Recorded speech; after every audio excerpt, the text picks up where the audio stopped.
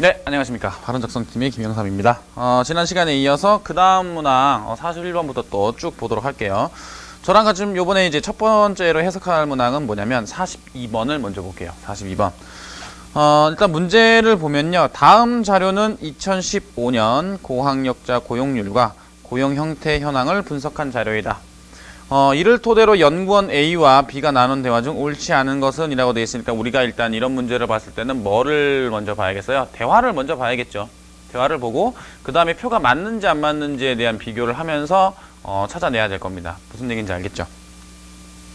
1번을 보면 50% 이상의 박사학위 취득자가 대학에 고용되는데 비정규직 비율이 80% 이상이다 라고 되어 있는데, 지금 비정규직 비율이 80% 이상인 건 어디서 볼 수 있냐면 그 두 번째 표 보시죠. 두 번째 표를 보시면 대학에 전체가 54.2%의 뭘 가지고 있어요? 고용 형태를 가지고 있는데 정규직이 9.3%고 나머지 81.1%가 비정규직이라고 돼 있어요. 그러니까 1번 같은 경우는 80% 이상이라는 비정규직의 비율을 그 다음에 50% 이상이라는 박사학위 취득자에 대한 고용 정보가 모두 어떻게 돼?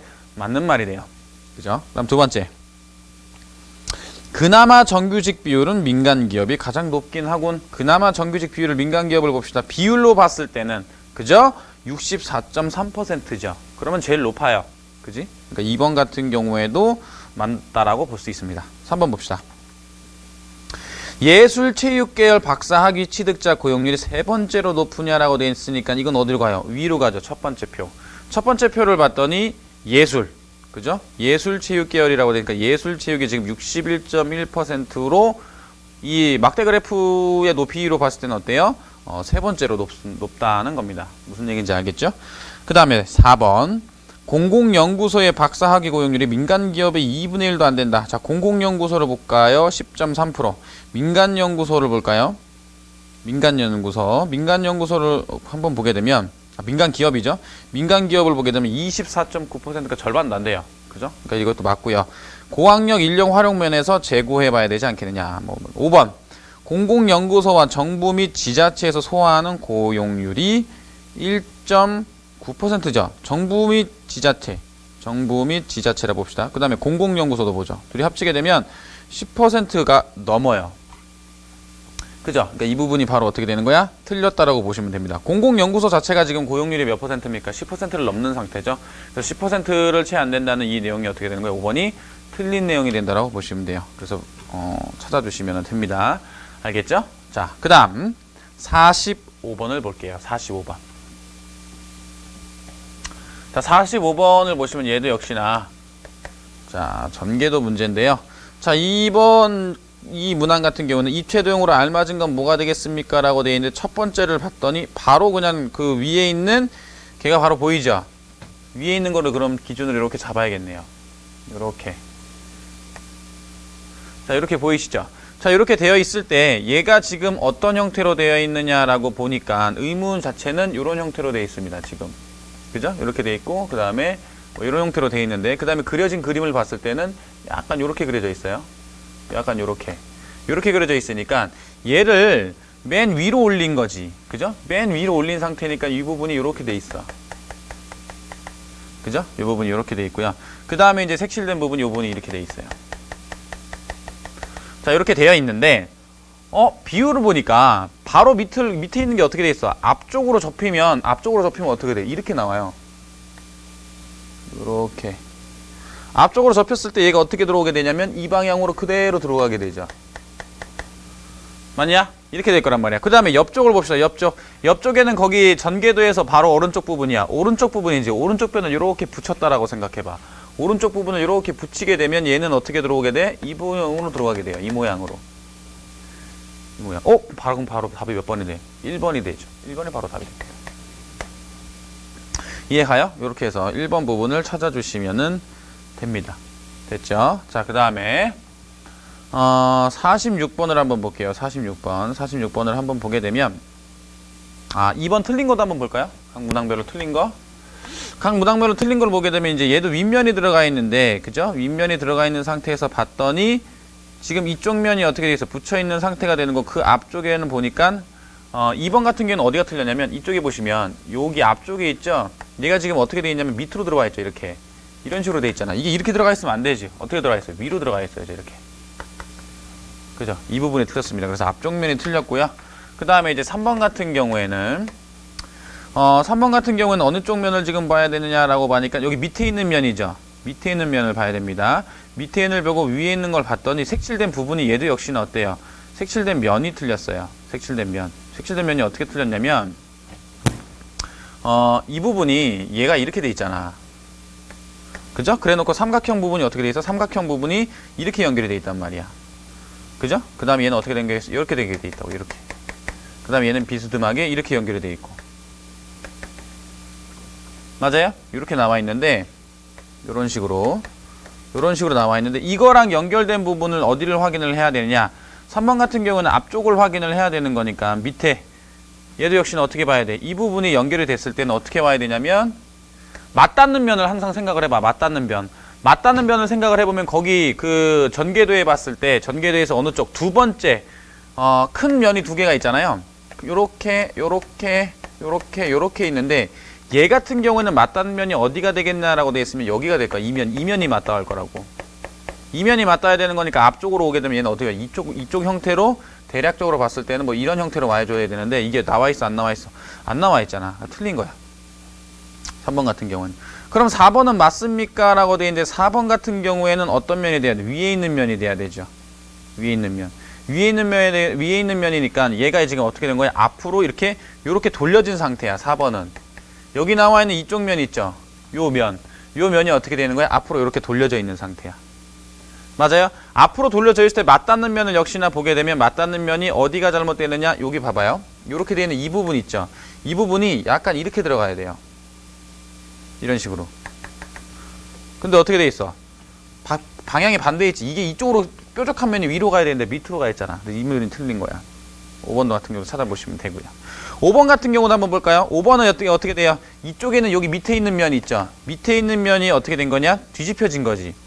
그러면 얘도 다른 애들도 어떻게 돼야 돼? 뒤집혀져야 되는 거야. 알겠어요? 뒤집혀져야 되는 거니까 그거에 맞춰서 비교를 해보게 되면 어디가 틀린 거냐? 5번 같은 경우에도 여기 앞에 있는 이 부분 있죠? 이 부분이 틀렸어요. 그리면 이렇게 되는데 얘가 어떻게 돼? 밑으로 내려가야 돼. 밑으로. 그죠? 뾰족한 부분하고 만나야 되는 거니까. 가까워야 되는 거냐. 그죠? 가까워야 되는 거니까 이렇게 찾아주시면 돼요. 기준이 되는 거를 항상 생각을 하십시오. 기준이 되는 거. 그 다음에 맞닿는 면. 어디가 맞닿느냐. 그죠? 요렇게 해당하는 이런 부분들 있잖아. 이 부분이 어느 부분하고 맞닿게 되는지 그런 부분을 기억을 하란 말이야. 이해가요? 그거 참고하시면 돼요. 자, 그 다음 46번을 봅시다. 자, 46번을 보시면 A 혼자 하면 12일이라고 되어 있고 B 혼자 하면 6일이라고 되어 있는데 1문제죠. 1문제. 1 같은 경우에는 전체 1의 양을 뭐라고 놔야 돼? 1로 놔야 돼요. 그죠? 전체 1의 양을 1로 놔야 되는데 여기서 A가 혼자 하면 12일 걸리고요. B가 혼자 하면 6일이니까 A가 하루에 하는 1의 양은 12분의 1이네요. A의 하루 1의 양. A의 하루 2의 양은 얼마야? 12분의 1이 되는 겁니다. B 같은 경우에는 6분의 1이죠? B 같은 경우에는 6분의 1이 되는 겁니다. 이렇게 나오게 되고 C는 4일. C는 4일. 이렇게 나오게 돼요. 자, 이 일을 처음에 C가 혼자 1일 동안 했다 그랬잖아. 혼자 1일 동안 4분의 1만큼 했다는 얘기야. 그러면 전체 1의 양을 내가 1로 잡았는데 지 혼자 4분의 1 했으면 남는 양은 얼마야? 4분의 3만큼의 1의 양이 남겠죠. 이렇게 남게 되고 그 다음에 나머지 일을 A와 B가 같이 일을 해서 끝은 맞췄다라고 돼 있으니까 며칠 걸렸을까요? 몰라요. 근데 같이 했단 말이지. 그럼 여기다 뭐가 들어가? T가 들어가는 거야. 며칠 걸는지 모르잖아. 이렇게 생각을 하시면 돼요. 그럼 12분의 1하고 6분의 1하고 더하게 되면 12분의 얼마냐? 3 이렇게 된다는 얘기죠. 즉 얼마가 나와요? 4분의 1T가 나와요. 그래서 T는 얼마가 돼? 3이 되는 겁니다. 그죠? 3일이 더 걸린다는 얘기예요. 자, 근데 봐봐. 일은 시작한 지 며칠째 되는 날 끝나겠느냐? 일단 C가 며칠을 했어요. 하루를 했죠. 그 다음에 며칠이 더 걸려? 3일이 더 걸렸잖아. 그러니까 얼마가 나와? 4가 나온다라고 보시면 돼요. 그래서 정답 몇 번이다? 1번이다 라고 찾아주시면 됩니다. 이해 가시죠? 자, 그 다음 47번 보죠. 47번을 봤더니 다음 중 옳은 것을 보니까 영희는 가위를 냈대요. 참거짓인가요? 영희는 가위를 냈대. 근데 수지는 영희에게 지지 않았다. 수지는 영희에게 지지 않았다라고 해서 비겼거나 이겼다는 얘기지. 그럼 가위를 냈거나 바위를 냈다는 얘기네. 그럼 민서는 수지와 같은 것을 냈다라고 돼 있으니까 민서는 수지랑 같은 것을 냈으니까 가위를 냈거나 바위를 냈다는 뜻이네요. 자, 그럼 봅시다. 영희는 아무에게도 지지 않았다라고 돼 있는데 여기서 틀렸죠. 왜? 수지가 뭘 냈을 수가 있어? 바위를 냈을 수가 있잖아. 그럼 영희가 진 거지. 그럼 아무에게도 지지 않았다는 틀린 게 되는 거야. 그러면 A는 틀렸고요. 수지는 아무에게도 지지 않았다. 질 수가 없죠. 그죠? 얘가 가위를 냈으니까. 그러니까 누구만 옳다? B만 옳다라고 보시면 돼요. 그래서 정답 몇 번이다?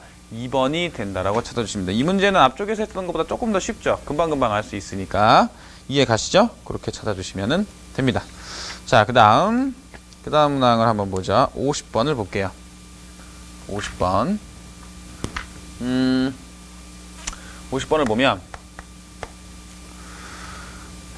갑에서부터 정까지 중에서 부패 영향평가 의뢰 기한 준수도 평가 점수라고 되어 있고, 갑이 지금 문제에서 알려줬죠. 갑을 먼저 알려줬는데, 갑을 보니까 8 곱하기 10, 8건 곱하기 10점이라고 되어 있는데 8건을 보니까 관계기관 협의일 이전이 지금 뭐라고 되어 있어? 8건이라고 되어 있잖아.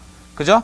관계기관 협의일 이전에 그 부패 영향평가 의뢰 기간에 대한 부분을 봤을 때 몇 점이 있는데 평가 점수를 10점이라고 한다고 되어 있으니까 얘는 8 곱하기 10. 아, 이런 뜻이구나 라고 할 수 있죠. 그러고 난 다음에 빵이니까 계산할 필요가 없고, 그 다음에 얼마야? 12야. 12는 뭐냐? 12건은 뭐냐? 랐더니 입법 예고 시작일 이후 입법 예고 마감일 이전, 즉 3점이 되어 있는데 3점에다가 얼마를 곱해요? 그러면 12를 곱하게 되는 거니까 이런 식이 나오게 되고, 그 다음에 7은 없죠. 얘는 계산할 게 없네요.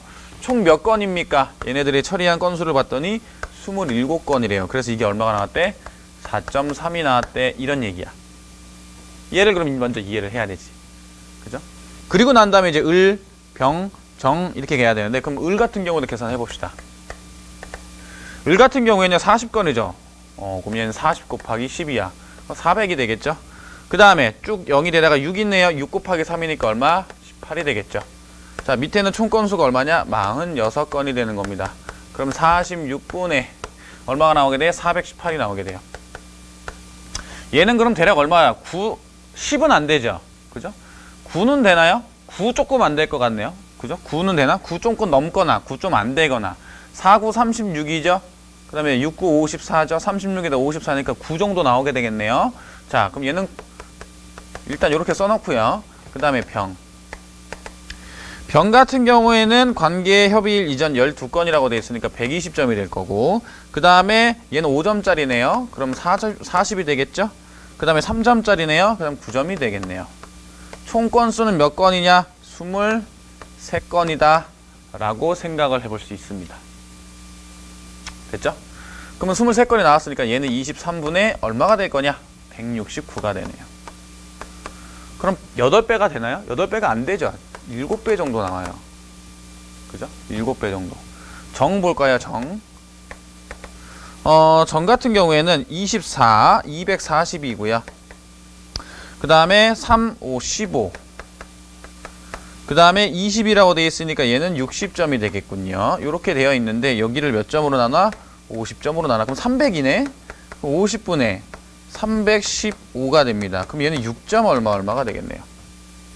그죠? 그러면 평가 점수가 높은 순서대로 나열한 것은 그럼 얼마가 되겠습니까? 라고 했으니까 평가 점수가 가장 높은 게 누가 높냐? 얘가 높죠. 을이 되는 거야. 여기를 합시다. 을이 첫 번째가 되겠죠. 그 다음에 높은 걸 봤더니 누가 높습니까? 병이 높네요. 그 다음에 정, 그 다음에 갑 이렇게 되겠죠. 그래서 정답은 몇 번이야? 2번이 되는 겁니다. 이렇게 생각하시면 돼요. 그러니까 단순하게 계산만 하면 되죠. 여러분들 조금 낯설게 생각할 수도 있겠는데 거기 나와 있는 갑에 대한 예제를 보시면은 여러분들 충분히 이런 식으로 유도를 해낼 수가 있습니다. 이해 가시죠? 자, 그 다음 51번 볼게요. 자, 51번. 다음 표는 무기관의 부패 영향평가 의뢰일에 관한 자료이다. 무기관이 G법령안을 부패 영향평가 의뢰한 날이 11월 16일이었다면 보기 중 옳은 것은 뭐냐라고 되어 있는데, 첫 번째 이 문제가 이제 어떻게 보면 좀 글이 많아서 해석하는데 어려움을 느낄 수가 좀 있을 수도 있을 것 같은데 문제를 봤을 때는 별로 어렵진 않아요. 거기 의뢰일을 한번 봐봐. 오른쪽 끝에 보면 의뢰일이 있죠. 의뢰일. 여기다 쓸까요? 의뢰일. 의뢰일을 보면 여기는 1월 8일이라고 돼 있어. 이렇게 씁시다. 1월 8일. 그죠? 1월 8일이라고 돼 있는데 앞쪽에는 거기 뭐라고 돼 있어? 1월 3일. 그 다음에 여기 뭐라고 돼 있어? 1월 17일. 그 다음에 1월 24일 이렇게 들어가 있잖아. 그러면 생각해봐. 의뢰일이 1월 8일인데 얘는 그럼 어디에 들어가 있는 거야? 얘는 이 사이에 들어가 있죠. 1월 3일과 1월 17일 사이, 즉 입법 예고 시작일 이전에 들어가 있는 거잖아. 그러니까 얘는 몇 점에 해당돼? 얘는 5점에 해당되는 거야. 이해가세요? 자, 두 번째 것도 봐봐요. 2월 24일이라고 돼 있지. 2월 24일이래. 근데 여기 뭐라고 돼 있어요? 2월 20일, 2월 26일, 그 다음에 4월 7일 이렇게 돼 있단 말이야. 그러면 2월 24일 같은 경우는 어디 들어가 있어? 이 사이에 들어가 있지. 그럼 얘도 몇 점이 돼? 얘도 5점이 되는 거예요. 이런 식으로 계산해라. 이런 얘기야. 밑에 거 같은 경우는 어찌냐? 3월 7일이네요. 3월 7일. 그럼 얘는 어떻게 돼 있냐면 3월 20일. 3월 20일이니까 얘는 어때? 그 관계기관 협의일 이전에 이미 들어갔죠. 그럼 얘는 몇 점이야? 10점이 되는 거야. 이런 식으로 생각을 해봤을 때 여기도 10점, 여기도 3점, 여기도 3점. 근데 문제에서 여기가 11월 16일이라고 돼 있어요.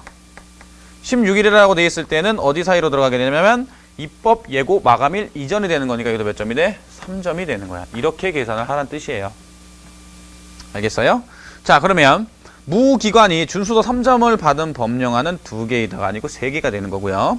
그 다음에 무기관의 부패 영향평가 의뢰기한 준수도는 6점 얼마냐라고 돼 있는데 볼게요. 이거 2개죠. 그럼 20점. 이쪽에다 쓸까요? 무도 씁시다. 무. 자, 무는 그럼 어떻게 돼? 20점이 되는 겁니다. 그 다음에 5점짜리가 몇 개죠? 2개죠. 얘는 10점이 되는 거고. 3점짜리가 몇 개예요? 하나, 둘, 세 개. 9점이 되겠네요. 9점이 되는 거야. 총 건수는 하나, 둘, 셋, 넷, 다섯, 여섯, 7개죠. 7개니까 여긴 7이야. 그럼 7분이 얼마야? 39죠. 그러면 5점대네요. 틀렸어. 자, 3번. 무기관은 갑에서부터 무 중에서 네 번째로 높은 평가를 받았냐? 여기가 여기가 높은 평가니까 여기죠. 두 번째, 세 번째, 네 번째가 되는 거죠. 그죠? 그럼 옳은 거는 몇 번이야? 3번이 되는 겁니다. 그래서 입법 예고 마감일 이후 의뢰한 변경 한 개 틀렸고요. 그 다음에 5번 같은 경우에도 틀렸다. 그죠? 이렇게 확인을 해볼 수가 있습니다. 어떤 의미인지 알겠죠? 그래서 좀 낯설기는 한데 문제에서 요구하는 어떤 그런 의미를 여러분들이 잘 파악을 해서 조건을 적용을 시키면 금방 쉽게 풀 수 있습니다. 이해 가시죠? 자, 그 다음 53번을 볼게요. 자, 53번을 보시면 한국수력원자력 영업팀은 1차 면접 결과 표 중에서 특정 요소에 강점이 있는 지원자. 자, 추가 면접 대상자는 얼마냐? 언어 능력이 탁월한 자라고 돼 있어요. 언어 능력이 탁월한 자. 언어 능력이 탁월하고 그 다음에 표현 능력이 우수한 자. 언어와 표현 이렇게 들어가 있죠. 그러면 얘를 봤을 때 그 면접 결과 발표를 보니까 영어, 중국어 표현력이 딱 순서대로 친절하게 나와 있어요. 그럼 김민서라는 이름을 가진 사람을 봤을 때는 7, 4, 4니까 얼마야? 15인 거야. 이렇게 결정이 된다고.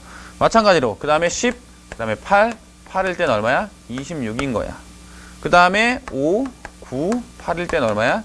22인 거고요. 그 다음에 10, 6, 6일 때는 얼마가 돼? 22죠. 22가 되는 거고. 그 다음에 4, 4, 10이네요. 4, 4, 10은 얼마냐? 여기는 18이 되겠네. 그 다음에 9, 9, 6이네. 9, 9, 6은 얼마가 돼? 24가 됩니다. 그 다음에 2, 2, 8은 할 필요가 없네요. 8, 9, 10 얘는 얼마가 돼? 27이 되죠. 밑에 있는 것도 하지 맙시다. 자, 점수가 어떻게 돼야 돼 그럼? 높아야겠죠. 이 중에서 점수가 높은 걸 보니까 여기 높네. 이 사람도 높네요. 그죠? 27.